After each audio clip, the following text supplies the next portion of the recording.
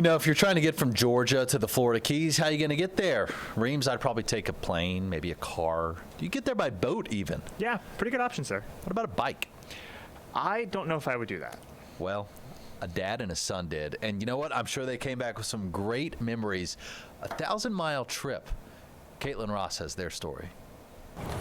It all started with a bike around the neighborhood. We go back up the same way. 15-year-old Dylan Snyder had an idea. What if we biked to Key West? The first thing he said was, "Is that even possible?"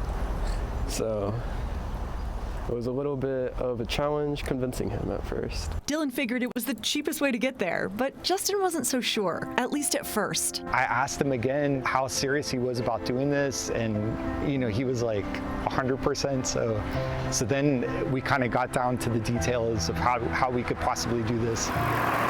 The route took months to plan, but once they hit the road, the goal wasn't just getting to Key West, it was getting there together. 18 days, nearly 900 miles, and the hardest stretch came early. That second day was the hardest, and I knew going in, like, if we could get through those first 4 or 5 days, like in Georgia, we could make it the whole way. Somewhere between Georgia and Key West, the miles turned into memories. For Dylan, it was the adventure of a lifetime. For Justin, it was time with his son he knew wouldn't last forever. I'm 48 years old. There's not going to be that many more times to do something like this. They made it to the ocean, they made it to Key West, but Justin says the biggest accomplishment wasn't the destination. It was watching his son dream big enough to see it through. Just to have a huge idea like this, and then to put all the work into it, to see it all the way through was huge.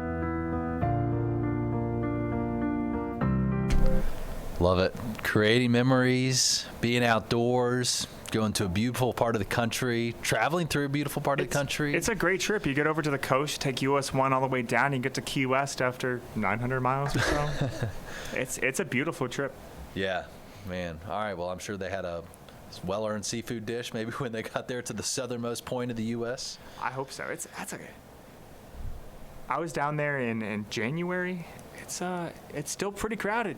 Yeah. Every time I'm down there, it's like a half-hour wait to take a picture. But then if you go 1 block over, it's the southernmost bar, and they've got a smaller version of the buoy. Just take a photo there.